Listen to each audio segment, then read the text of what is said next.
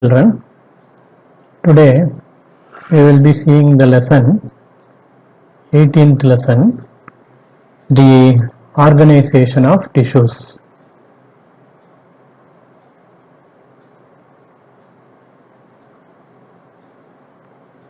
Organization of tissue.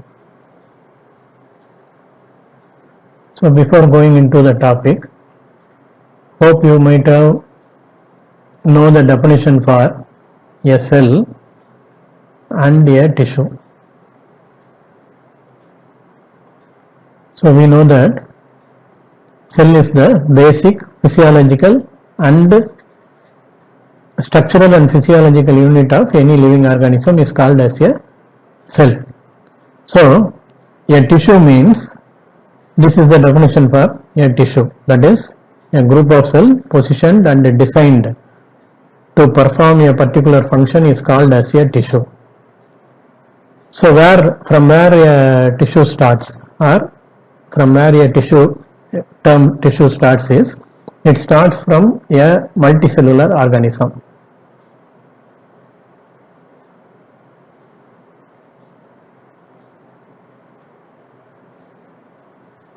From a multicellular organism, the word tissue arises, because in the unicellular organisms, see they have given an example, that is the bacteria and the protozoa.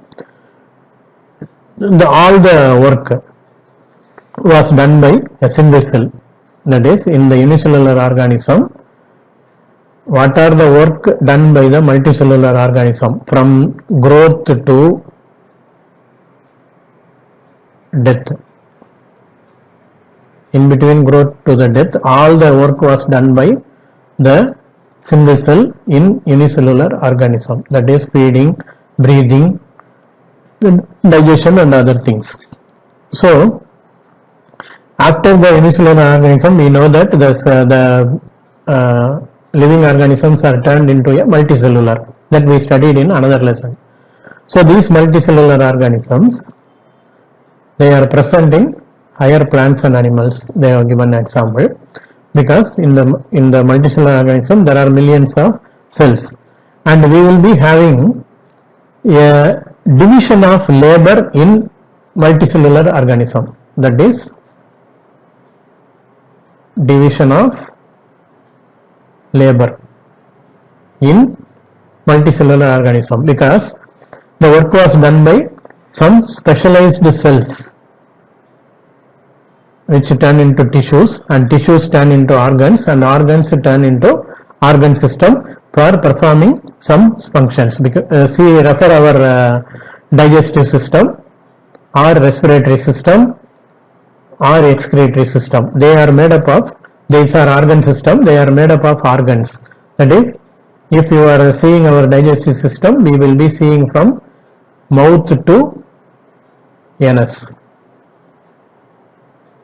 So like this, the multicellular organism have organ system to perform a work. So an organ is formed by a group of tissue, we can say.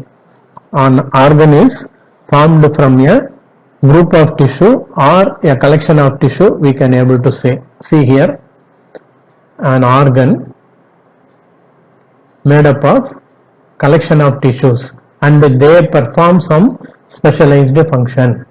So plants, we will be seeing a root system, stem, leaf, or organs we used to say.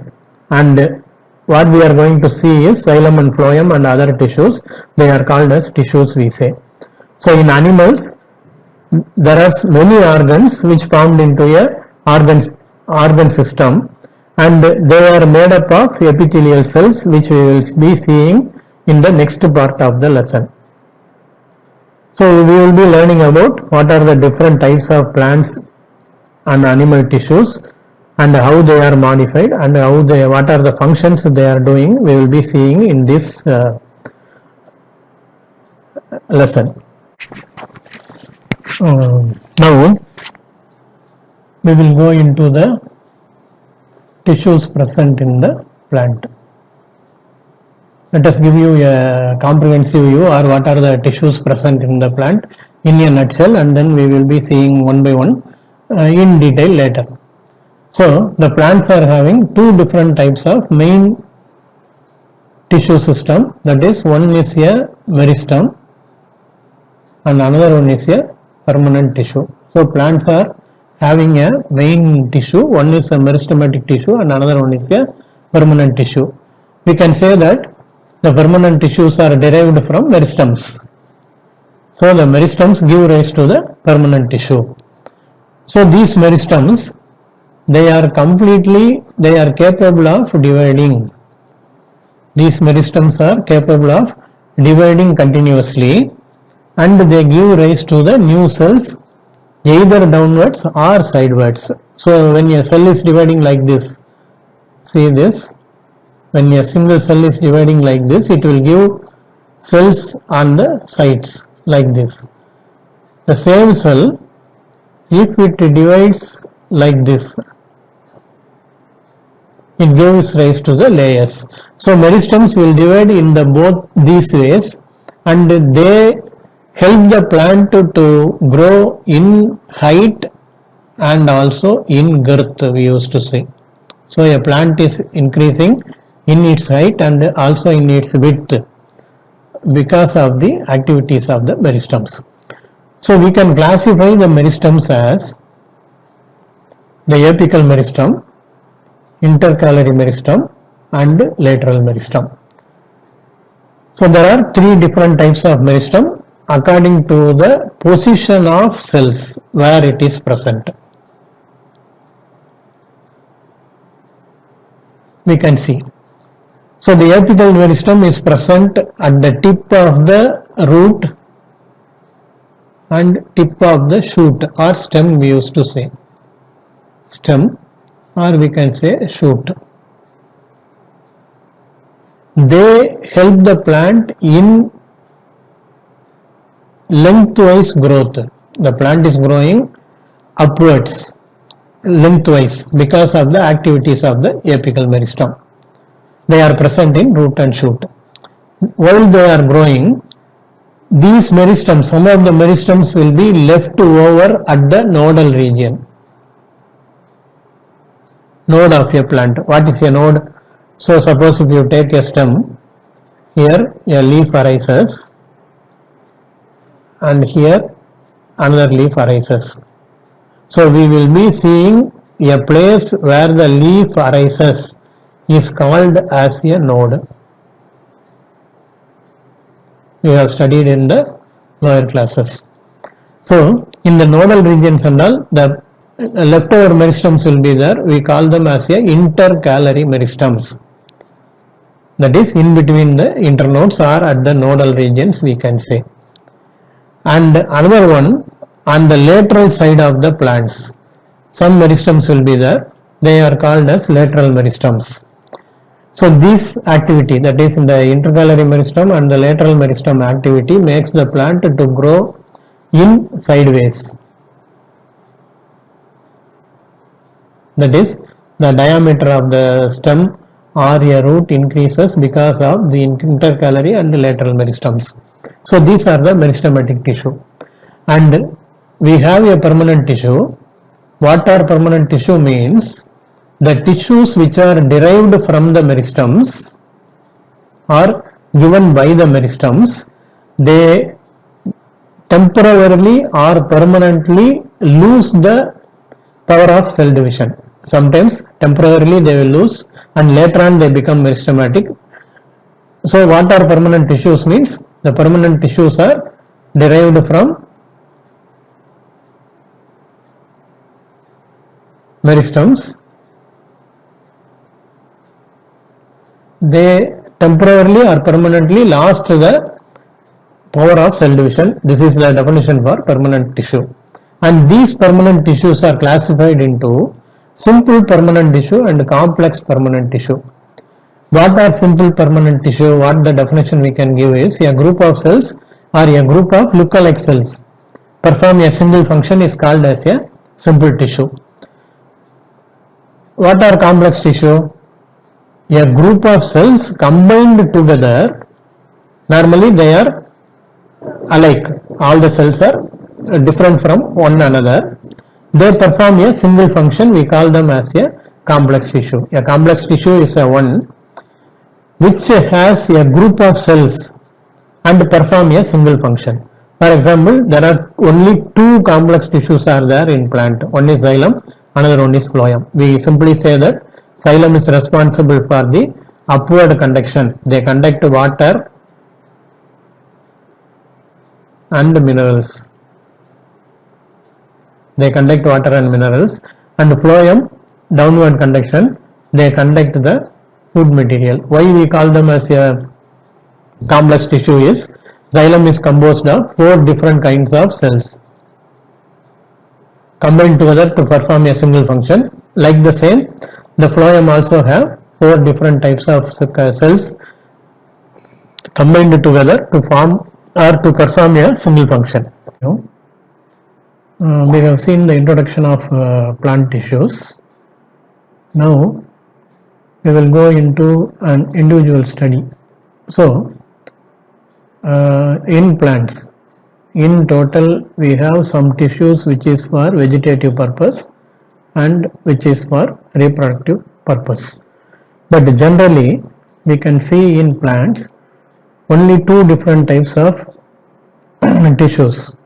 One is meristems, another one is a permanent tissue. So we will see what is meristematic tissue. The term meristem derived from a Greek word meristos, which means divisible or having cell division activity. So we used to say that meristems will keep the power of cell division among themselves, keep the power of cell division, and they used to give new cells towards down or up. So we can see meristematic tissues, they are immature cells, so they are capable of undergoing cell division. So they go mitotic cell division.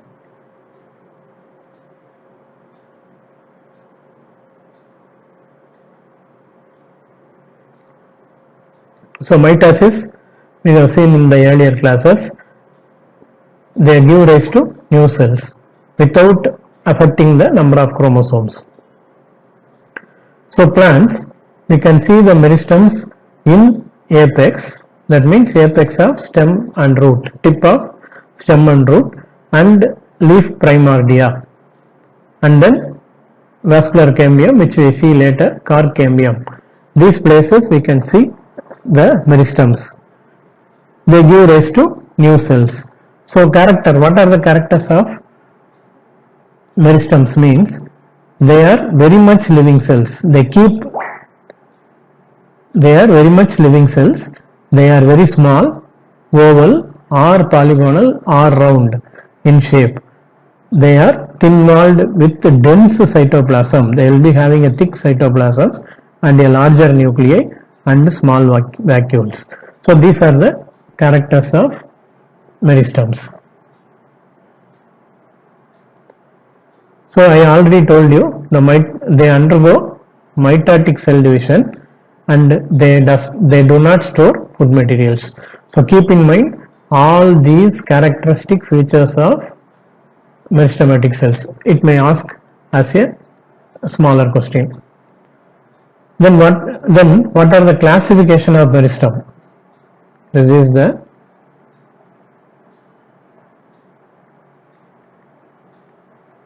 classification of meristem on the basis of position, where they are placed.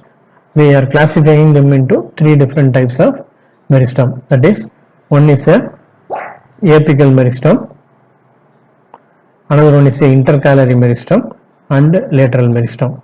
Apical meristem, we can find these in root and shoot apex. So they give rise to, so normally we can see them in the shoot and root. Suppose if you take this as a shoot and this as a root.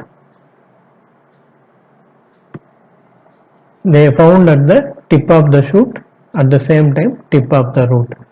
When they divide mitotically, they go into the growth, the root will go down and the stem will go up. So they help in the increase in the length of the plant. So the apical meristem, what is the function of apical meristem means just they add the length to the plant.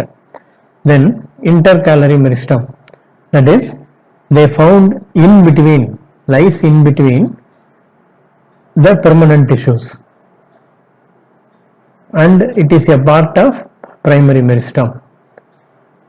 They are found either at the base of the leaf or at the base of the internodes. We know what are internodes. We know if you take a plant or if you take a stem, the place where the leaf or a branch arises is called as a node.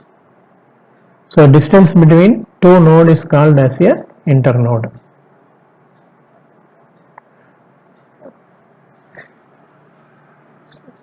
So the lateral meristems, they are arranged parallel and causes the thickness of the plant parts.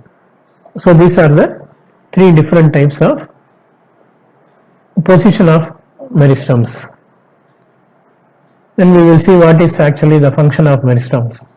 So they are actively dividing. I told you they divide and keep the property of division. So they actively divide and they are responsible for primary and secondary growth of the plant. So when a cell divides like this, I already told you, when a cell divides like this, it adds more cells towards downside.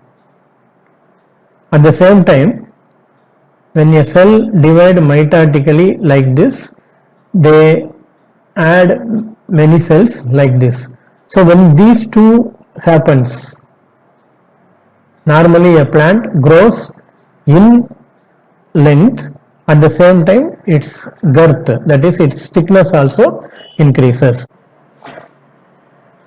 Now we will see what are permanent tissue. So the permanent tissues, normally they are derived from the meristems.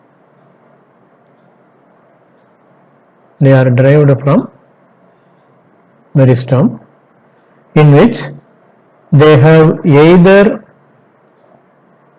stopped their growth completely or for the time being, that is they lost the power of cell division. We can say that the growth means they lose or they lost the power of cell division.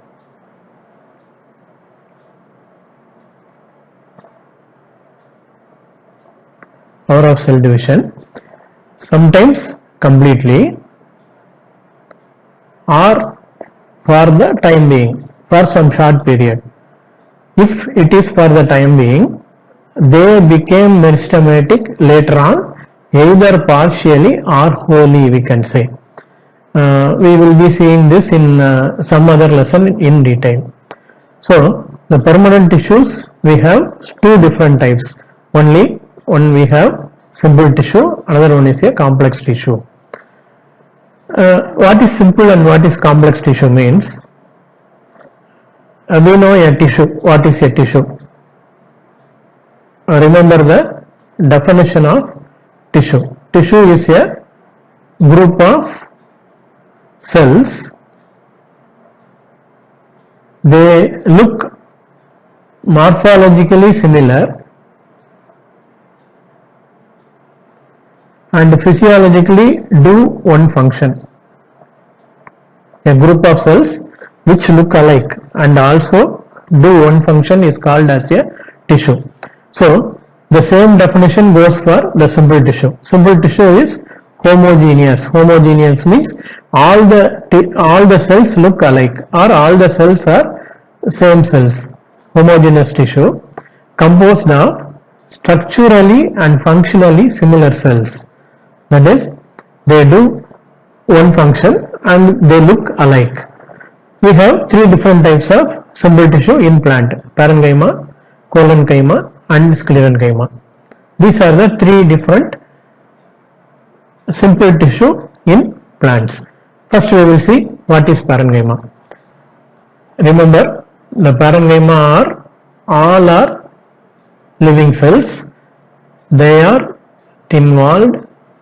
They look in cross section oval or round, that is they may be oval or they may perfectly round or they may be a polygonal structure. They have polygonal structure and they have well developed space among them. That is, if you look into the parenchyma cells,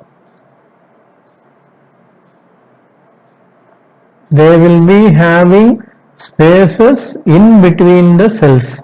That space we call it as a intercellular spaces. That is what the meaning is. So in between the cells we have the spaces. The spaces technically we call it as intercellular space.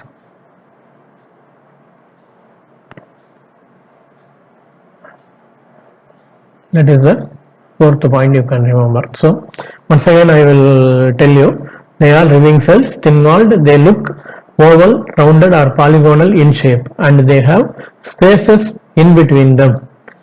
So normally you might have seen some greens purchased at your house. So the stem looks green. The green plants which you purchase in home, the stem looks green because the cells of the parenchyma having a pigment or having a green pigmented cells called chloroplast. Such cells are called as chlorenchyma. What are chlorenchyma? What is chlorenchyma means the parenchyma cells which have chloroplast in them are called as chlorenchyma. They involved in photosynthesis. And the best example is what you have purchased in your home, the greens, kierai. Then in some plants, aquatic plants like lilies and lotus and other things, the parenchyma possesses lot of intercellular spaces. Normally they have intercellular space, but in some water plants or the aquatic plants they have many large intercellular spaces with air spaces. They are called as parenchyma. So parenchyma you can see in lot of aquatic plants. So then what is the function of parenchyma and other things? They store water. Where they store water is in some succulent plants and xerophytic plants. Succulent plant, xerophytic plants. Xerophytic means you have Tirukkalli and all. Tirukkalli and all. Succulent plants you have agave.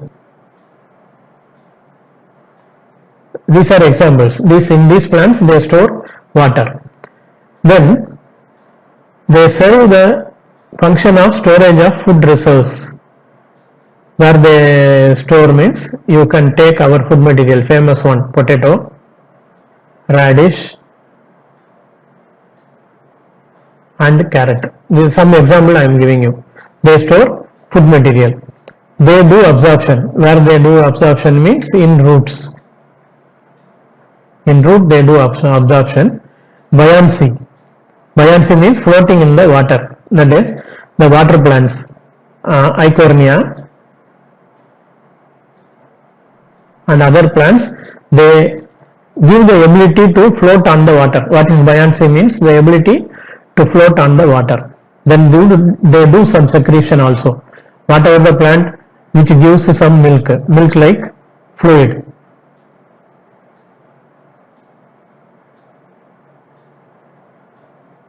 They secrete either gum or milk like fluid and all. These are the functions of parenchyma.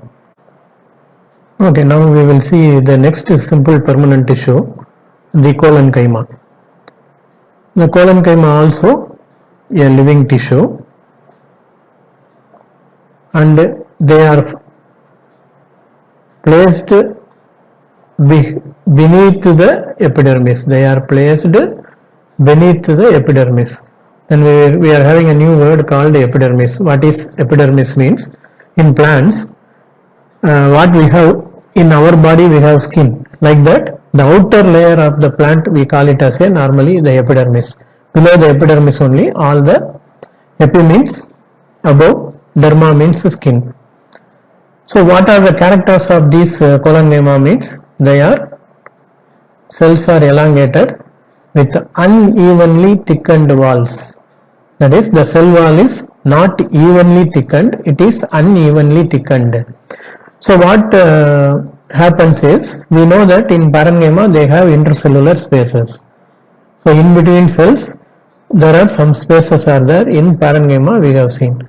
So in collenchyma, due to the uneven thickness in the cell wall, the intercellular spaces are filled with cell wall material. So the gap will not be there when in the collenchyma.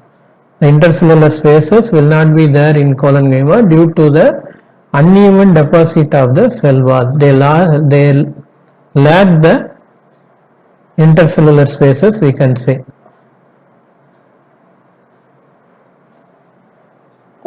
So they have a rectangular, oblique or tapering ends and persistent protoplast. Persistent means ever present. Persistent means ever present. So they have persistent protoplast. So I already told you they possess thick primary non-lignified walls. Lignin is a cell wall material. Lignin is a cell wall material next to cellulose.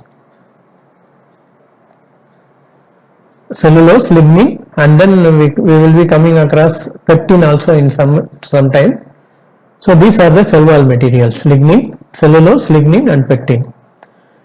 So what are the characters of collenchyma means? They are living tissue. They are placed beneath the epidermis. The cells are elongated, having unevenly thickened walls. They have thick primary non-lignified walls. What is their function is? They give mechanical support for growing organs. You can find them in the best example for place of collenchyma is leaf tip and also midrib of leaf. You can find collenchyma. Next we will be seeing the sclerenchyma. The sclerenchyma have thick-walled lignified cells. They have thick-walled lignified cells. All the sclerenchyma cells are dead. Please remember, all the sclerenchyma cells are dead. So since they are dead, they do not possess protoplast when they are matured.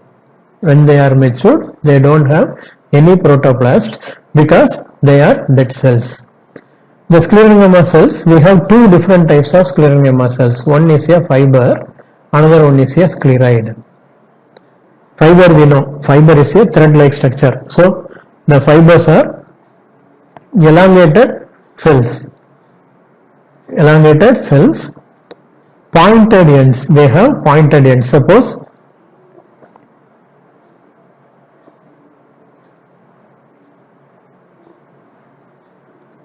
fibers will have pointed ends at the tip. They are very long.